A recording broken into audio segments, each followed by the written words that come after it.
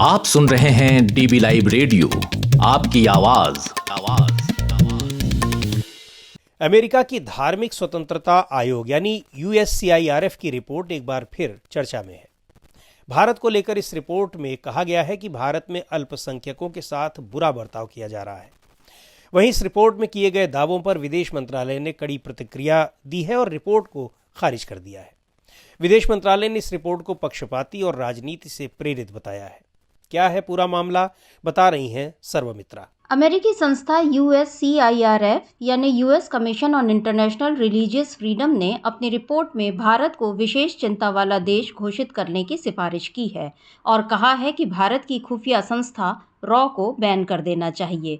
इस रिपोर्ट में यह भी आरोप लगाया गया है कि भारत में धार्मिक स्वतंत्रता की स्थिति लगातार बिगड़ रही है, खासकर धार्मिक अल्पसंख्यकों के खिलाफ हमले और भेदभाव बढ़ रहे हैं।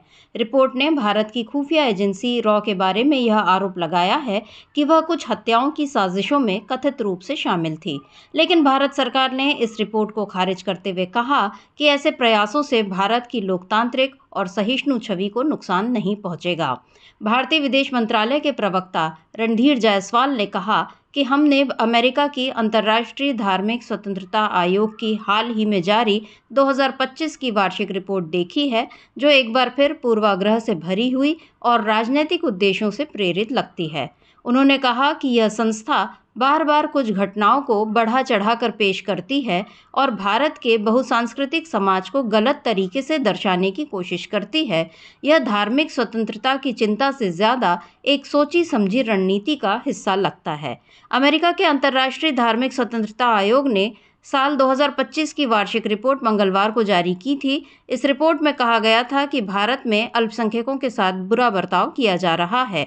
रिपोर्ट में लिखा कि भारत में धार्मिक स्वतंत्रता की स्थिति साल 2024 के दौरान लगातार खराब होती गई, खासकर देश में चल रहे लोकसभा चुनाव से पहले और बाद के महीनों में। इस दौरान कुछ राज्यों में ऐसे कानून लागू किए गए जिन्हें धार्मिक अल्पसंख्यकों के खिलाफ भेदभावपूर्ण माना गया। इस रिपोर्ट में भारतीय जनता पार्टी और प्रधानमंत्री नरेंद्र मोदी का भी जिक्र किया गया है। रिपोर्ट में लिखा है कि जून में हुए लोकसभा चुनाव से पहले बीजेपी के सदस्यों, जिनमें प्रधानमंत्री नरेंद्र मोदी भी शामिल थे, उन्होंने मुसलमानों और अन्य धार्मिक अल्पसंख्यकों के खिलाफ नफरत भरे बयान और भ्रामक जानकारी फैलाकर राजनीतिक समर्थन जुटाने की कोशिश की। डोनाल्ड ट्रंप के अमेरिका के दूसरी बार राष्ट्रपति बनने के बाद USCIRF की यह पहली रिपोर्ट है।